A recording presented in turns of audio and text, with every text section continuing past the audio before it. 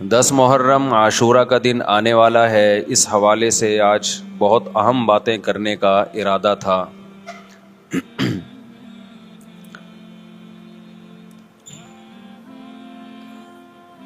محرم میں کیا کرنا چاہیے؟ کربلا کا واقعہ اصل ہے کیا؟ کربلا کے واقعے پر تو میں ایک پورا بیان چند سال پہلے ریکارڈ کروا چکا ہوں، لیکن اس واقعے سے اہم سبق کیا ملتے ہیں؟ محرم میں ہم کون سے ایسے کام کر رہے ہیں جس سے ہم اللہ کے غضب کے مستحق ٹھہر رہے ہیں؟ یہ چند باتیں ہیں جس پر انشاءاللہ آج میں بات کروں گا۔ اللہ تعالی ہم سب کو عمل کی توفیق عطا فرمائے اور حق کہنے کی توفیق عطا فرمائے۔ دیکھو، ایک بات خوب اچھی طرح سمجھ لو، اسلام 1400 سال پہلے مکمل ہو چکا ہے۔ کسی واقعے کی وجہ سے اسلام کو تبدیل نہیں کیا جاتا، بلکہ اسلام کی روشنی میں اس واقعے کے جو تقاضے ہیں ان پر عمل کیا جاتا ہے۔ ہمارے ہاں ہو یہ رہا ہے، واقعات کی بنیاد پہ مسائل نکالے جا رہے ہیں۔ 10 محرم کا دن سیدنا حسین ابن علی رضی اللہ عنہ کی شہادت سے پہلے بھی عظیم تھا، اور سیدنا حسین ابن علی رضی اللہ عنہ کی شہادت کے بعد بھی عظیم دن ہے۔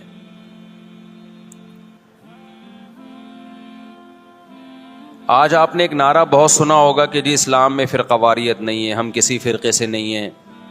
میں بار بار کہتا ہوں کہ یہ بڑا خوشنما نعرہ ہے جو سننے میں بہت اچھا لگتا ہے۔ کچھ باتیں سننے کی حد تک بہت اچھی ہوتی ہیں، لیکن پریکٹیکل لائف میں ان کی ویلیو بالکل بھی نہیں ہوتی۔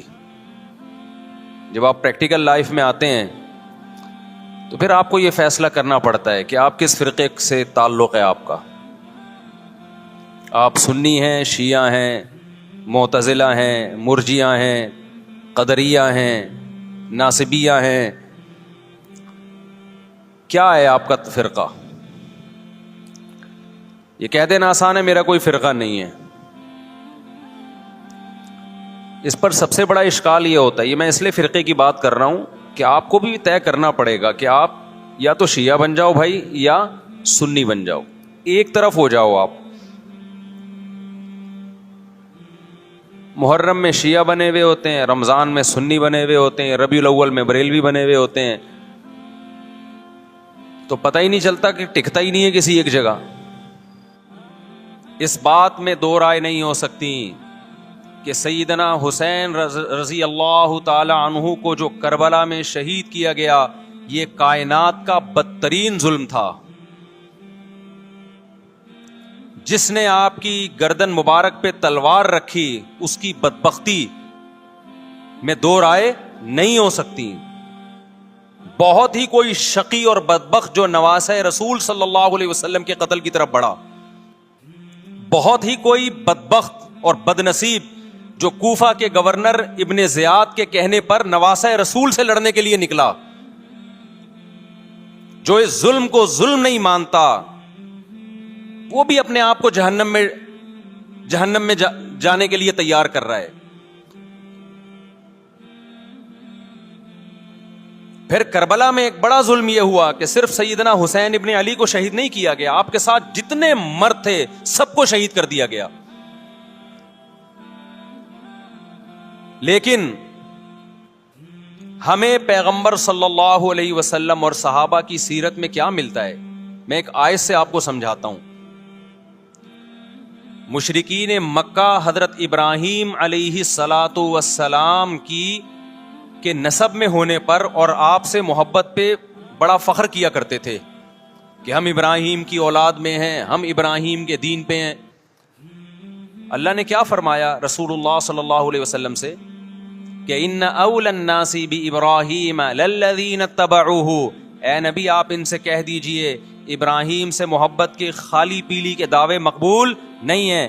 ابراہیم کے زیادہ حقدار وہ ہیں جو ابراہیم علیہ السلام کی اتباع کرتے ہیں, اور یہ پیغمبر اور صحابہ یہ ابراہیم علیہ السلام کے دین کو فالو کرتے ہیں, اور تم ابراہیم کے دین کو فالو نہیں کر رہے, ان سے محبت کے دعوے دار ہو. تو خالی محبت کے دعوے داری اللہ کے ہاں مقبول نہیں ہے. اللہ کے ہاں وہ محبت کی دعوے مقبول ہیں جس میں آپ محبوب کو فالو کر رہے ہوں. سیدنا حسین ابن علی رضی اللہ تعالی عنہ جو جنت کے جوانوں کے سردار ہیں, آپ سے محبت کا دعویٰ اس وقت مقبول ہوگا جب آپ سیدنا حسین کی سیرت کو فالو کریں گے. رونا پیٹنا ماتم کرنا یہ سیدنا حسین اور اہل بیت کی سیرت نہیں ہے. صبر کرنا, ظالم کے سامنے ڈٹ جانا, جان کے خوف سے اپنی پالیسیوں سے پیچھے نہ ہٹنا, یہ سیدنا حسین ابن علی رضی اللہ عنہ کی سیرت ہے جو آج ہمیں کہیں بھی نظر نہیں آتی.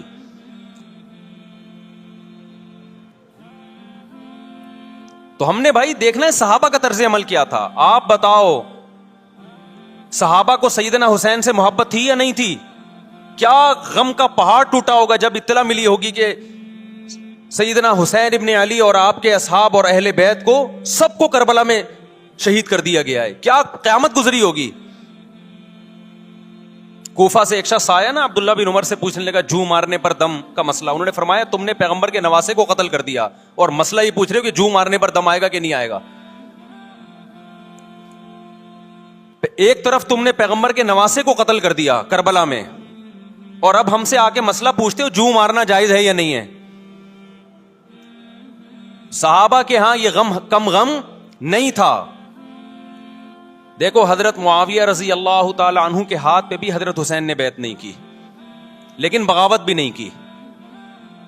کیوں؟ بغاوت سے فتنے کا اندیشہ تھا. حضرت حسن جو حضرت حسین کے بڑے بھائی تھے, انہوں نے سیدنا معاویہ رضی اللہ تعالی عنہ کے ہاتھ پہ بیعت کی, اور اس اختلاف کو ہمیشہ کے لیے اپنی کوشش کے مطابق ہمیشہ کے لیے ختم کر دیا. ختم ہوا نہیں ہوا ایک الگ بحث ہے, لیکن حضرت حسن کا مقصد کیا تھا کہ مسلمانوں کی دو جماعتوں کو میں آپس میں لڑتا ہوا نہیں دیکھ سکتا. لوگوں نے کہا آپ خلافت کے حقدار ہیں, آپ نے فرمایا میں دستبردار ہوتا ہوں سیدنا معاویہ کے حق میں. حضرت حسن بیعت ہو گئے حضرت معاویہ سے, اور یہ اختلاف کو کیا کر دیا؟ ختم. حضرت حسین بیعت نہیں ہوئے, لیکن حضرت حسین نے بغاوت بھی نہیں کی. ہر ایک کی اپنی رائے تھی, حضرت حسن کی اپنی رائے تھی. ان کا خیال تھا کہ بیعت ہونا مسلمانوں کے لیے زیادہ مفید ہے, ایک پاورفل حکومت ہوگی, ایک طاقتور ریاست ہوگی, ورنہ لڑتے رہیں گے آپس میں. حضرت حسین کا موقف یہ تھا کہ میں بغاوت تو نہیں کروں گا لیکن بیعت بھی نہیں ہوں گا, کیونکہ اگر بیعت ہو گیا تو اس سے جو خلفائے راشدین کے دور میں جو خلیفہ کی سلیکشن کا طریقہ تھا وہ طریقہ ختم ہو جائے گا.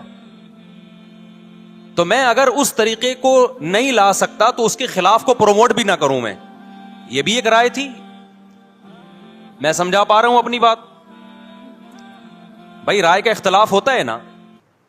نبی صلی اللہ علیہ وسلم نے فرمایا اذا اجتہد المجتہد فإن اصاب فلہ اجران وإن اخطأ فلہ اجر واحد. جب کوئی مجتہد اللہ کی رضا کو سامنے رکھ کے اجتہاد کرتا ہے, صحیح اور غلط کا فیصلہ کرنے بیٹھتا ہے, رائے یعنی اس کا مقصد اللہ کی رضا ہو, تو اگر وہ درست نتیجے پہ پہنچے تو 2 ثواب, غلط نتیجے پہ پہنچے تو بھی 1 نیکی اس کو ملتی ہے, اس لیے کہ اس کے بس میں جو خیر خواہی کا کے لیے جو تھا وہ اس نے کر دیا. رائے کا اختلاف ہوتا ہے. تو حضرت حسن رضی اللہ تعالیٰ عنہ بیعت ہوئے حضرت معاویہ کے ہاتھ پہ. سیدنا حسین نہ بیعت ہوئے اور نہ آپ نے بغاوت کی, خاموشی اختیار کی.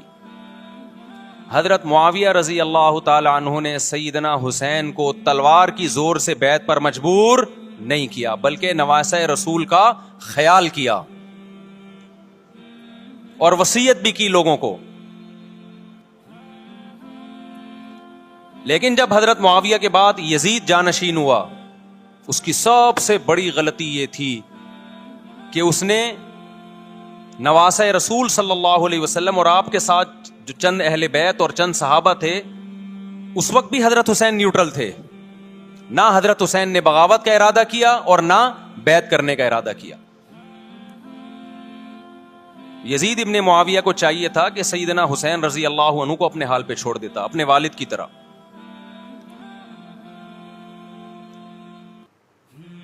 حضرت حسین رضی اللہ تعالی عنہ کو جب کوفہ سے خطوط آئے، یہ میں وضاحت اس لیے کر رہا ہوں کہ حضرت حسین بغاوت کے لیے نہیں نکلے تھے، اس مسلمان حاکم کے خلاف بغاوت کے لیے نہیں نکلے تھے، کیونکہ رسول اللہ صلی اللہ علیہ وسلم کی بہت ساری صحیح حدیث ہے اس بارے میں کہ جو باغی ہے، جو ریاست کے خلاف بغاوت کرتا ہے، اس کو نبی صلی اللہ علیہ وسلم نے اس عمل کو پسند نہیں کیا. تو حضرت حسین رضی اللہ تعالیٰ عنہ کو کوفہ سے خطوط آئے کہ یہاں سارے کے سارے لوگ آپ کے ہاتھ پہ بیعت کرنے کے لیے تیار ہیں. ظاہر ہے جب کسی علاقے کے لوگ دارالخلافہ ہو اور سب بیعت ہونے کے لیے تیار ہوں تو پھر آپ کا جانا یہ بغاوت کا عمل نہیں کہلاتا. حضرت حسین رضی اللہ تعالی عنہ اہل بیت کے ساتھ نکلے. کربلا میں جب پہنچے، مشہور واقعہ آپ 20 دفعہ سن چکے ہیں، وہاں جا کے آپ کو اطلاع ہوئی کہ وہ خبر غلط تھی اور عبید اللہ بن زیاد نے ایک پورا لشکر بھیجا سیدنا حسین رضی اللہ تعالی عنہ کو مجبور کرنے کے لیے کہ میرے ہاتھ پہ آپ زبردستی بیعت ہو جائیں. حضرت حسین رضی اللہ تعالیٰ نے مطالبے رکھے کہ یا تو مجھے واپس جانے دیا جائے، اور اگر بیعت کرنا ہی ہے تو میں دمشق میں امیر کے ہاتھ پہ جا کے بیعت کروں گا. بہت معقول مطالبے تھے یہ. میرا مقصد ابھی کربلا کا واقعہ بیان کرنا نہیں ہے، اس پہ بہت کچھ کہا جا چکا ہے، خود میرا بھی بیان اس پہ تفصیل سے ہو چکا ہے. اس کے بعد بھی سیدنا حسین رضی اللہ تعالی عنہ کو مجبور کرنا کہ عبید اللہ بن زیاد جو بدبخت انسان، جو قاتل تھا اہل بیت کا، اسی کے ہاتھ پہ لازمی بیعت ہوں، جبکہ وہ امیر بھی نہیں ہے، وہ گورنر ہے ایک علاقے کا. تو نواسہ رسول کا خیال نہ کرنا یہ بدترین ظلم تھا جو اس وقت حکومت سے ہوا ہے. حضرت حسین رضی اللہ تعالی عنہ، دیکھو نبی صلی اللہ، آج ہم دیکھتے ہیں کہ جو بڑا آدمی ہوتا ہے نا، اس کی قربانیاں ہوتی ہیں، اس کی بڑی بڑی قربانیاں ہوتی ہیں. چھوٹے اپنے بڑوں کی قربانیوں کو کیش کراتے ہیں. آپ نے دیکھا ہوگا فلاں نے بڑی قربانیاں دی اور بچے موج کر رہے ہیں، دیکھا نا آپ نے. لیکن اللہ تعالیٰ نے رسول اللہ صلی اللہ علیہ وسلم کے نسب کو اس سے محفوظ کیا. ہمارے نبی کے 2 بیٹے حسن حسین، آپ کی نسل حضرت فاطمہ سے چلی ہے، دونوں شہید ہوئے ہیں. اس میں بہت بڑی حکمت تھی کہ پیغمبر صلی اللہ علیہ وسلم نے سب سے پہلے تربیت اپنے گھر والوں کی ہے. آج لوگ باہر فنٹر بنے ہوئے ہوتے ہیں، تبلیغیں کر رہے ہوتے ہیں، اپنے گھر کی ان کو پرواہ نہیں ہوتی. نبی صلی اللہ علیہ وسلم نے سب سے پہلے جو تربیت کی ہے، کس کی ہے؟ حضرت حسن اور حسین کی ہے.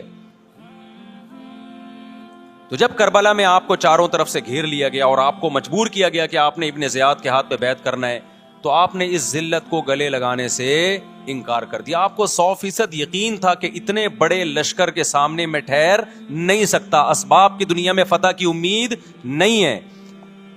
لیکن حضرت حسین رضی اللہ تعالی عنہ نے لڑنے کا فیصلہ کر کے اور شہادت کو قبول کرنے کا فیصلہ کر کے ابن زیاد اور اس زمانے کے حکمران جو اس قتل پہ راضی تھے، قیامت تک کے لیے ان پہ لعنت کے سلسلے کا دروازہ کھول دیا. بعض دفعہ اللہ بھی یہ چاہتے ہیں کہ بدبختوں کو ڈھیل ملے تاکہ ان کا جرم سنستدرجہم من حیث لا یعلمون. قرآن کہتے ہیں نا ہم ان کو ڈھیل دیں گے، ان کو برائی میں ہم آگے بڑھنے دیں گے، ایسے بڑھنے دیں گے کہ ان کو خود بھی پتہ نہیں چلے گا، تاکہ قیامت کے دن ان کا عذاب ان کو کئی گنا بڑھا کر دیا جائے. اب میرے بھائی ہمارے لیے کیا سبق ملتا ہے؟ جب یہ واقعہ ہوا عالم اسلام میں کوہرام مچ گیا، لیکن کیا اس واقعے کے بعد اہل بیت کی جو مقدس اور پاکیزہ عورتیں تھیں، کیا انہوں نے نوحہ کیا یا صبر کیا؟ آپ کا ضمیر کیا کہتا ہے؟ انہوں نے نوحے پڑے ہوں گے یا صبر کیا ہوگا؟ بولو بھائی. صبر کیا.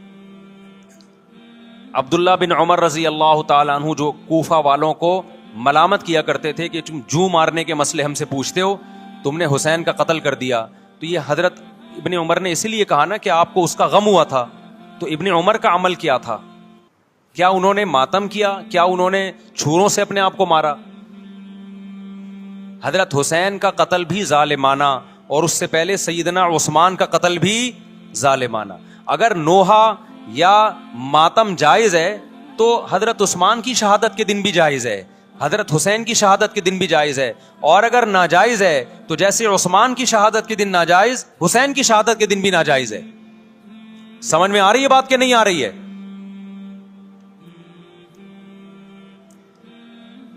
قرآن کیا کہتا ہے ایسے مواقع کے بارے میں؟ تلک امۃ قد خلت لہا ما کسبت ولکم ما کسبتم. قرآن جب بھی پرانی امتوں کے واقعات بتاتا ہے, قرآن کہتا ہے یہ قوم تھی جو گزر گئی, انہوں نے جو کیا اس کا بدلہ ان کو ملے گا, تم جو کرو گے اس کا بدلہ تمہیں ملے گا. تو ہمیں اللہ نے اس واقعے میں بھی بتا دیا کہ سیدنا حسین کا واقعہ, کربلا کا واقعہ جب سنا کرو تو یہ سوچا کرو یہ قوم تھی جو گزر گئی, جس نے اچھا کیا, حسین ابن علی نے اچھا کیا, ان کو اس اچھائی کا بدلہ ملے گا. اور جو حضرت حسین کے قتل کے حضرت سیدنا حسین کے مبارک خون سے جن کے ہاتھ آلودہ ہوئے, کیونکہ قتل کیا نا انہوں نے, تو لہا ما کسبت, ان کو اس ظلم کا بدلہ بھی ملے گا. تو ہمارا کام کیا ہے؟ ہم نے فالو کرنا ہے حسین کے راستے کو, نہ کہ حسین کے نام پہ ہم نے ماتم کرنے ہیں. حسین کا راستہ کیا ہے جس کو ہم نے فالو کرنا ہے؟ اب میں چند چیزیں آپ کو بتاتا ہوں. سب سے پہلا سبق جو ہمیں کربلا میں ملتا ہے کہ عزت اور دین, ایک طرف دنیا ہے. دیکھو اگر حضرت حسین رضی اللہ تعالیٰ عنہ ابن زیاد کے ہاتھ پہ جا کے بیعت ہو جاتے, آپ کیا سمجھتے ہو بے تحاشا مال و دولت حضرت حسین پہ خرچ نہیں کرتا کیا وہ؟ جب ایک بڑا آدمی کسی کے ہاتھ پہ بیعت ہوتا ہے تو اس کو بھی تو فائدہ ہوتا ہے نا اس سے. اور کیا حضرت حسین کو یقین نہیں تھا کہ کربلا میں شہید ہو جاؤں گا؟ فتح اور نصرت کی اسباب کی دنیا میں کوئی امید نہیں تھی, مگر آپ نے اہل بیت کو کربلا میں رسوا کرنے پر عزت کی موت کو ترجیح دی ہے.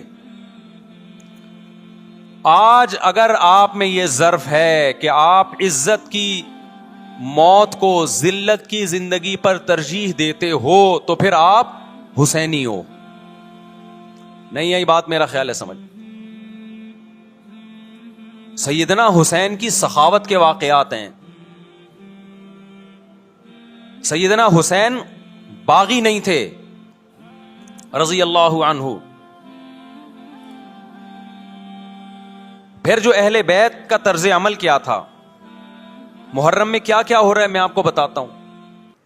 ان میں سے کوئی بھی عمل نہ ہمیں قرآن سے ملتا ہے نہ صحابہ سے ملتا ہے ہمیں. تو ما انا علیہ و اصحابی جو جنتی فرقہ ہوگا اس کی جو علامتیں ہیں, تو جب آپ ان علامتوں کے خلاف چلو گے, صحابہ اور تابعین کو فالو نہیں کرو گے, تو آپ پھر اپنے آپ کو سنی کہنا چھوڑ دو. آپ بتاؤ مجھے اسلام میں کوئی مہینہ منحوس ہے؟ بولو نا, کوئی مہینہ منحوس ہے؟ تو آپ محرم کو منحوس کیوں کہتے ہو؟ لوگ مجھے کہتے ہیں مفتی صاحب فرقہ واریت پھیلا رہے ہیں. دیکھو فرقہ واریت جب پھیلا رہا ہوں جب میں کسی فرقے کے خلاف آپ کو کر رہا ہوں. میرے بیان شیعہ لوگ بھی سنتے ہیں, ملتے بھی ہیں. بہت دفعہ ایئرپورٹ پہ ملاقات ہوئی, بڑی عزت سے ملے, میں شیعہ ہوں لیکن آپ سے محبت کرتا ہوں. یہاں مسجد میں بھی آتے ہیں, میں نے کبھی کسی پہ طنز نہیں کیا. اس لیے میں بار بار کہتا ہوں جو شیعہ کا مذہب ہے اس کو کرنے دو. وہ سبیلے لگاتے ہیں, آپ ان کو مت چھیڑو, جا کے تنگ نہ کرو ان کو. وہ ماتم کرتے ہیں, آپ ان کو مت چھیڑو. وہ نوحے کرتے ہیں, وہ نوحے پڑھتے ہیں, آپ ان کو مت چھیڑو. لیکن آپ اپنی پوزیشن واضح کرو کہ آپ شیعہ ہو یا آپ سنی ہو. آپ تو ایک طرف ہو جاؤ نا. محرم میں اگر آپ مرثیے لگا کے گھوم رہے ہو گاڑیوں میں, اٹ مینز آپ سنی نہیں ہو. آپ نبی صلی اللہ علیہ وسلم کی حدیث ہے ہمارے پاس, ہم اہل سنت والجماعت ہیں, ہم سنت کو فالو کرتے ہیں. تو سنت کیا کہتی ہے؟ میتوں پہ گریبان چاک کرنا, میتوں پہ چیخ و پکار کر کے رونا. آپ نے فرمایا لیس منا, وہ ہم میں سے نہیں ہے. اور اس عمل پہ آپ صلی اللہ علیہ وسلم نے لعنت فرمائی ہے. لوگ کہتے ہیں حسین کی یاد میں رونا نبی کی سنت ہے. نبی صلی اللہ علیہ وسلم کو جب جبریل نے بتایا کہ حسین شہید ہوں گے, آپ روئے, اس لیے کہ اس وقت آپ کو یہ خبر ملی تھی. لیکن کیا ہر محرم میں آپ نے رونے کا پروگرام کیا ہے یا صحابہ کو بیٹھ کے باقاعدہ رلایا ہے آپ نے؟ کیا ہو گیا بھائی؟ آپ کو بھی جب کربلا کا واقعہ کی خبر ملی آپ کی آنکھوں میں آنسو آ جائے، یہ نیچرل ہے، یہ حسین سے محبت کی علامت. لیکن ہر محرم میں باقاعدہ بٹھا کے رونے کا پروگرام کرنا یہ حسین سے محبت کی علامت نہیں ہے، بلکہ شریعت میں ناجائز ہے یہ غموں کو بڑھانا. یہ کہاں سے جائز ہو گیا؟ حضرت عثمان بھی تو شہید ہوئے تھے، نبی صلی اللہ علیہ وسلم کے داماد تھے، ان کی یاد میں آپ رونے کو سنت کیوں نہیں کہتے؟ ہماری نظر میں حسین کا قتل بھی بہت بڑا ظلم اور سیدنا عثمان کا قتل بھی بہت بڑا ظلم تھا. دونوں مظلوم تھے، دونوں مظلوم شہید تھے، ہمیں دونوں کی شہادت پہ غم ہے، لیکن اب اس غم کو مناتے نہیں ہیں. اسلام میں غم منانا سنت نہیں ہے. دیکھو جعفر طیار رضی اللہ عنہ، نبی کے چچا زاد بھائی، اہل بیت، جب آپ صلی اللہ علیہ وسلم نے ان کو لڑائی کے لیے میدان جنگ میں بھیجا، رومیوں سے لڑائی تھی، حضرت جعفر طیار کی 4 بیویاں تھیں. جب نبی صلی اللہ علیہ وسلم مسجد نبی میں بیٹھے، آپ کو فرشتوں نے اطلاع دی کہ جعفر طیار شہید ہو گئے. آپ صلی اللہ علیہ وسلم کی آنکھوں سے آنسو. یہ آنسو اس وقت نکلے جب عین شہادت کی اطلاع ملی ہے، اس وقت آنسوؤں کا نکلنا محبت کی علامت ہے. آپ نے صحابی رسول کو بھیجا کہ جاؤ آپ کی زوجات کو، بیویوں کو جا کے خبر دو کہ جعفر طیار شہید ہو گئے. کیا قربانی تھی صحابہ کی، آپ دیکھو ایسے جوان تھے جعفر طیار، خوبصورت جوان. غزوہ بدر میں جب مشرکین مکہ نے یہ نعرہ لگایا کہ حل میں مبارز، 3 سردار آئے، انہوں نے کہا پہلے تمہارے اندر سے 3 بہادر آئیں ہم سے لڑیں. دیکھو عربوں میں یہ ہوتا تھا کہ جب جنگ کے لیے 2 فوجیں آمنے سامنے کھڑی ہوتی تھیں تو پہلے دونوں طرف کے بہادر ترین لوگوں کی لڑائیاں ہوتی تھیں کہ جب تک دونوں میں سے ایک قتل نہیں ہوگا لڑائی شروع نہیں ہوگی. تو آپ کو پتا ہے کہ اس میں بہادر ترین لوگ نکلیں گے نا جو لڑنا جانتے ہوں. مشرکین مکہ کی طرف سے 3 یا 4 بڑے بڑے سردار آئے لڑائی سے پہلے، بدر میں لڑائی سے پہلے. انہوں نے نعرہ لگایا حل میں مبارز، کوئی ہے تم میں جو پہلے ہم سے لڑے. یعنی ادھر سے ہم 3 ہیں تو ادھر سے بھی کتنے چاہیے؟ 3 بندے. ادھر سے انصار صحابہ آئے. مشرکین مکہ نے کہا لیسو بی اکفائنا، یہ ہمارے جوڑ کے نہیں ہیں، قریشی ہاشمی چاہیے، ہمیں ہمارے نسب کے لوگ ہونے چاہیے. تو ادھر سے نبی صلی اللہ علیہ وسلم نے حضرت علی کو بھیجا اور حضرت جعفر طیار کو بھیجا.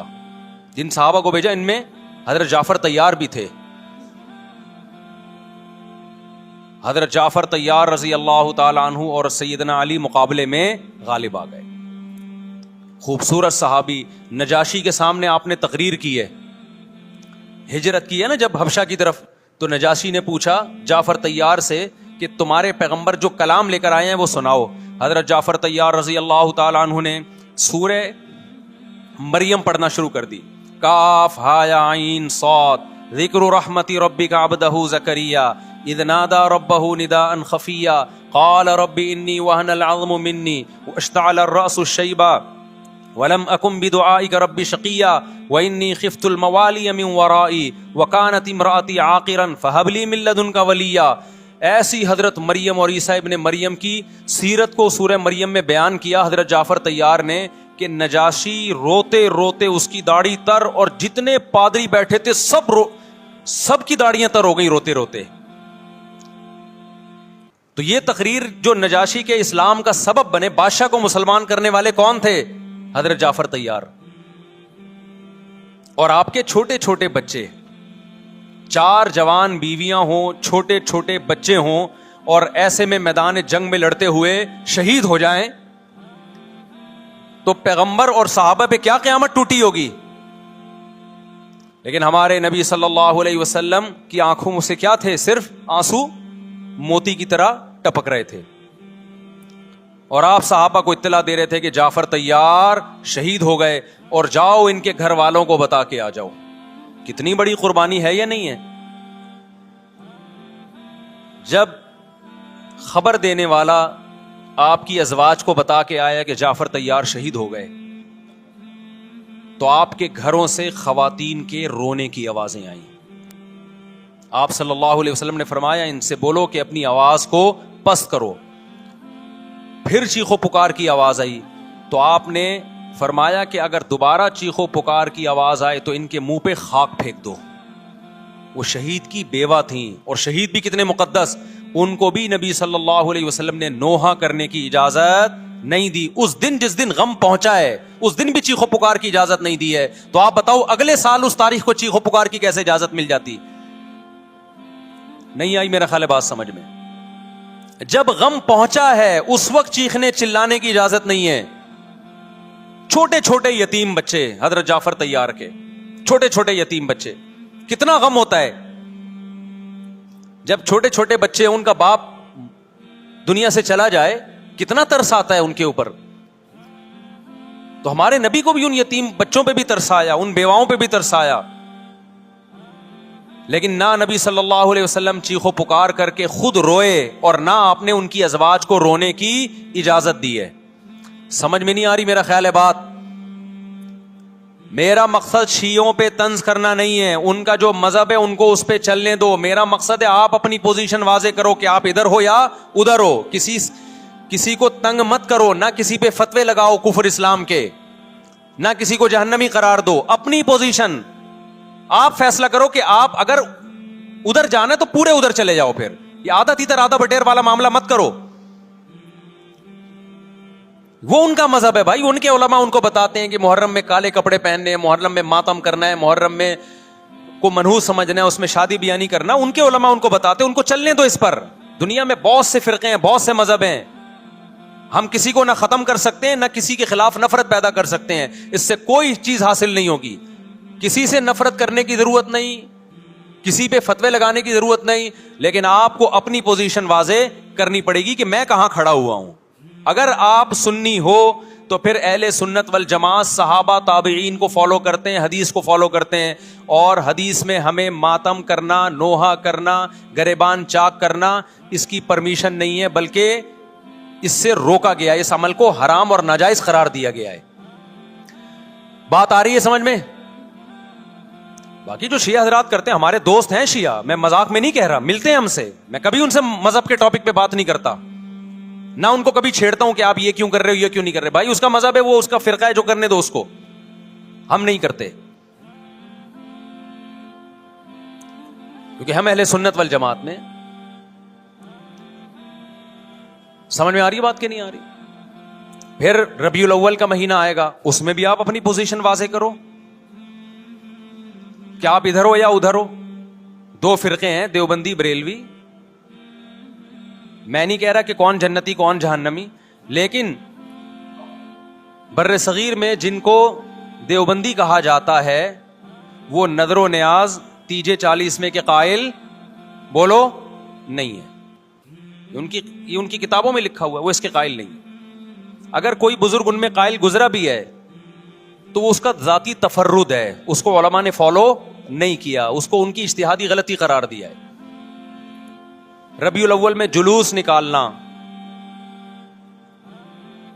یا مزار بنانا یا مزاروں پہ جانا اس نیت سے کہ وہاں جا کے ہم کوئی قوالی پڑھیں گے یا کچھ بھی, ہمارے ہاں قبرستان جانا صرف اس لیے ہے کہ آخرت کی یاد تازہ ہو, بس. اس کے علاوہ اور کوئی کانسیپٹ نہیں ہے. ہمارے ہاں قبر ایک بالش سے زیادہ اونچی بنانا جائز بولو نا نہیں ہے. قبر پکی کرنا جائز نہیں ہے. تیجے 40 میں کرنا جائز بولو نہیں. آج ایک صاحب آئے, کہنے لگے میری ساس کا 40واں ہے, فجر میں کہنے لگے مجھے, کہہ رہے میں نہیں گیا تو بڑا مسئلہ ہو جائے گا. میں نے کہا بھائی ایک فیصلہ کرو, گرین چینل یا وائٹ چینل, ایک طرف ہو جاؤ بھائی, کیونکہ وائٹ چینل میں یہ جائز نہیں ہے, نہ 40واں ہے نہ تیجا ہے. اب لوگ مذاق اڑاتے ہیں, مر گیا مردود نہ فاتحہ نہ درود. بھائی کچھ بھی کہتے رہو تو پھر پورے ادھر کو ہو جاؤ, یا تو پورے وائٹ ہو جاؤ یا پورے کیا ہو جاؤ, پورے گرین ہو جاؤ. پھر تیجا بھی کرو, 40واں بھی کرو, برسی بھی کرو, اور پھر اس کے بعد جھنڈے بھی لگاؤ ہرے رنگ کے. میں نہیں کہہ رہا دیوبندی صحیح ہے یا بریلوی صحیح ہے, دیکھو میں یہ بحث نہیں کر رہا, میری بات کو غلط نہ لے کے جانا. میں کہہ رہا ہوں آپ اپنی پوزیشن واضح کرو, صحیح غلط تو اگلا مرحلہ ہے. آپ کیا ہو, آپ کو تو یہی نہیں پتا چل رہا. آپ रबीउल अव्वल में हरे झंडे लेके घूम रहे हो, रमजान में आप व्हाइट चैनल बने हुए हो, मुहर्रम में आप ब्लैक चैनल बने हुए हो, तो पता ही नहीं चल रहा तो है क्या भाई? जब 73 फिरकों में एक जन्नती है तो एक को फॉलो करो ना, जिसको जन्नती समझते हो। अगर आप समझते हो कि ब्लैक चैनल या शिया फिरका जन्नती है तो पूरे शिया हो जाओ भाई। अगर आप समझते हो बरेलवी फिरका जन्नती है तो पूरे बरेलवी हो जाओ। तो जिसको समझते हो वो बन जाओ, लेकिन पूरे बनो, अधूरे मत बनो, आधा आधा ना लो। बात समझ में आ रही है? मैं फिर बता रहा हूं, ना मैं किसी को जन्नती कह रहा हूं ना जहन्नमी। मैं ये नहीं कह रहा देवबंदी जन्नत में जाएंगे या बरेलवी जाएंगे या शिया जाएंगे, ये तो अल्लाह फैसला करेगा। हम तो वो करेंगे जो हमारी खोपड़ी में आ रहा है। हमारी खोपड़ी में ये आ रहा है कि जिसको भी करो तो एक को करो पूरा, ताकि एक तरफ हो जाओ।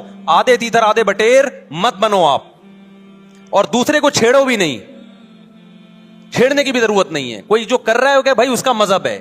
देखो हिंदू मंदिर में जाता है ना, हमारी राय के मुताबिक सही कर रहा है, गलत कर रहा है, गलत कर रहा है, लेकिन हम छेड़ते हैं क्या? इस्लाम ने इजाजत दी उसको छेड़ने की कि हिंदू जा रहा है उसको पकड़ के ला, क्यों जा रहा है भाई? इस्लाम बोला है भाई लकुम दीनुकुम वलिय दीन, तुम्हारे लिए तुम्हारा दीन, हमारे लिए हमारा दीन। ला इकराह फिद्दीन, दीन में जबरदस्ती नहीं है, जो जो कर रहा है उसको करने दो। तभी इस्लामी तारीख में कोई एक मंदिर भी हमारे इल्म में नहीं है कि उसमें हिंदुओं पे पाबंदी लगी हो कि मंदिर नहीं जा सकते। जब तक इस्लामी हुकूमतें रही हैं, हिंदुस्तान में 1000 साल मुसलमानों ने हुकूमत की है। अगर हिंदुओं को मंदिर जाने से रोक देते तो आज ये मंदिर खत्म होते। इस्लामी हुकूमत जब खत्म हुई है तो भी मंदिर, लाखों की तादाद में मंदिर थे। इस्लाम मस्जिद जाने का हुक्म देता है या चर्च जाने का? बोलो। मस्जिद। चर्च जाने को गलत समझता है क्योंकि वहां गैरुल्लाह की, ईसा इब्ने मरियम की इबादत हो रही है। लेकिन क्या इस्लाम आपको परमिशन देता है कि कोई ईसाई चर्च जा रहा हो तो आप उसको रोको कि तू क्यों जा रहा है बे, मस्जिद में आ? इजाजत देता है? या इस्लाम ये कहता है कि उससे बदतमीजी शुरू कर दो आप? बोलो क्या हो गया, आपको सबक याद करा रहा हूं मैं, बदतमीजी शुरू कर दो। या इस्लाम ये इजाजत देता है कि उससे अच्छा सलूक ना करो? कतई इजाजत नहीं, बल्कि कुरान तो कह रहे हैं इन्नल्लाह युहिब्बुल मुक़सितीन, जो गैर मुस्लिम तुमसे लड़ नहीं रहे मैदान जंग में, उनसे तुम्हें अच्छा सलूक करना पड़ेगा, क्योंकि अल्लाह अच्छा सलूक करने वालों को पसंद करता है। सहाबा किराम गैर मुस्लिमों को भी हदिये दिया करते थे, नबी सल्लल्लाहु अलैहि वसल्लम ने यहूदियों को भी हदिये दिए।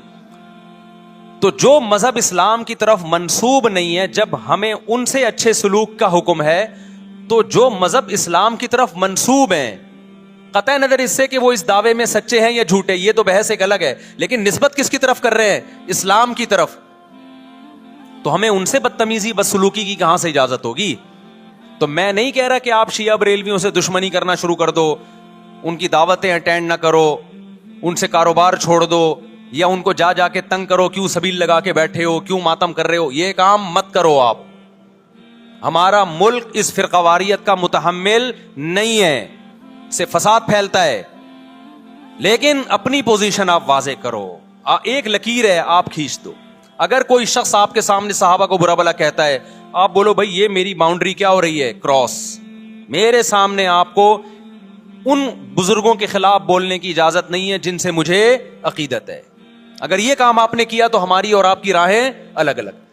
आपका जो मजहब है भाई, आप बंद कमरे में, आपके इमाम बारगाह में, आपके मस्जिदों में, या जहां भी है वो आपका निजी मामला है। हमारे सामने आपने कोई ऐसी बात नहीं करनी जो हमारे अकीदे के खिलाफ हो, तो आपस में दोस्ती रहेगी।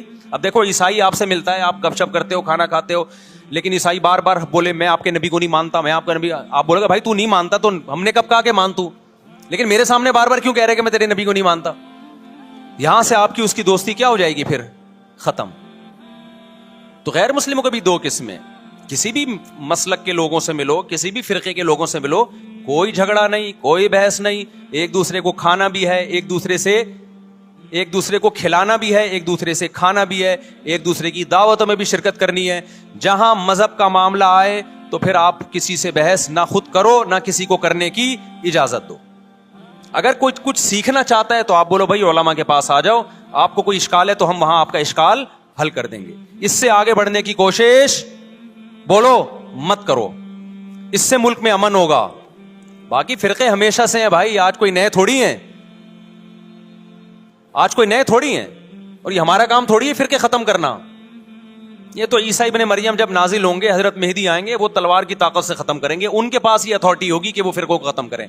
आपने ये करना है کہ دوسرے کے مسلک کو چھیڑنا نہیں ہے اور اپنا چھوڑنا نہیں ہے. مسئلہ آپ کے ساتھ یہ ہو رہا ہے کہ دوسرے کو چھیڑ بھی رہے ہو اور اپنا چھوڑ بھی رہے ہو, دونوں الٹے کام کر رہے ہو. ایک طرف بحث کر رہے ہوتے تم ایسے اور دوسری طرف وہی بنے ہوئے ہوتے تھوڑے دنوں میں جا کے. ہاں وہ بتا رہا ہوں وہ نظر و نیاز والی نہیں, وہ سب کو پتا ہے. ہاں ایسی دعوت نہ ہو جس میں بدعت کی تائید ہو. تو آپ جو کر رہے ہو نا وہ یہ کر رہے ہو دوسرے کو چھیڑ بھی رہے ہو, جس سے ملک میں بدامنی پھیل رہی ہے. تقریریں سنو, شیعہ ایسے, بریلوی ایسے, دیوبندی ایسے, اہل حدیث ایسے. تقریروں سے کیا پھیل رہی ہے؟ نفرتیں. اور پھر محرم میں آپ خود شیعہ بنے ہوئے ہوتے ہو, ربیع الاول میں آپ گرین چینل بنے ہوئے ہوتے ہو, اور رمضان میں آپ وائٹ چینل بنے ہوئے ہوتے ہو. سعودی عرب میں سارے وائٹ ہو جاتے ہیں جا کے. سعودی عرب جو بھی جاتا ہے سارا وائٹ چینل. پیغمبر کی قبر پہ کوئی دھمال نہیں, کوئی قوالیاں نہیں, وہاں کھڑے ہوں گے تمیز سے سلام پیش کر کے آگے نکل جائیں گے. وہاں کوئی چیخو پکار نہیں, وہاں جا کے سارے کیا ہو جاتے ہیں؟ وائٹ, کیونکہ وہاں حکومت کا ڈنڈا ہے. ٹھیک ہے نا. تو گورنمنٹ کے پاس تو یہ اختیار ہے بھائی ڈنڈا چلائے, ہمارے پاس یہ اختیار نہیں. ہم تو تمیز سے بات کریں گے, سمجھائیں گے, محبتیں پھیلائیں گے, کیونکہ جب عوام ڈنڈا چلاتی ہے تو اس سے اصلاح کم اور فساد زیادہ ہوتا ہے. تو میں بار بار کہہ رہا ہوں بھائی دوستیاں رکھو, کوئی دفتروں میں شیعہ سنی لڑائی نہ ہونے دو, یہ غلط ہے. محبتیں پھیلاؤ لیکن مسلک کو چھوڑنا نہیں ہے. جب کوئی آپ سے کہے محرم میں یہ کام کرو, بولو بھائی ہم چونکہ اہل سنت والجماعت میں سے ہیں, ہم چونکہ سنی ہیں, لہذا ہمارے ہاں کوئی مہینہ ہمارے مذہب کے مطابق منحوس نہیں ہے. پھر کوئی آپ کو اصرار کرے نہیں ہے, آپ بولو بھائی ہم تم پہ اپنا مسلک تھوپ رہے ہیں کیا؟ تم جلوس نکالتے ہو, تم ماتم کرتے ہو, ہم تو نہیں تمہیں روکتے آ کے, بلکہ گورنمنٹ تمہیں تحفظ دیتی ہے, سیکیورٹی دیتی ہے گورنمنٹ تمہیں. تو جب ہم اپنا مسلک تم پہ نہیں تھوپتے تو تم اپنا مسلک ہم پہ کیوں تھوپ رہے ہو بھائی؟ تو ہم محرم میں بھی شادی کریں گے, ربیع الاول میں بھی کریں گے, سفر میں بھی کریں گے, رمضان میں بھی کریں گے. ہم نے تو 4 کرنی ہے. ہم مہینوں کے حساب سے شروع کر دیں تو پھر ہمارے تو بڑے مسئلے ہو جائیں گے بھائی. سمجھ میں آ رہی ہے بات کہ نہیں آ رہی؟ حضرت جعفر طیار اہل بیت میں سے تھے, کتنی زوجات تھیں؟ 4 تھیں. حضرت علی کی کتنی تھیں ایک وقت میں؟ حضرت فاطمہ کے دنیا سے جانے کے بعد 4 تھیں. یہ بھی ہے سنت میں, نکاح کو فروغ دو, یہ اہل بیت کا طریقہ ہے تاکہ سوسائٹی میں زنا کم ہو, بیوہ طلاق یافتہ عورتوں کو ٹھکانا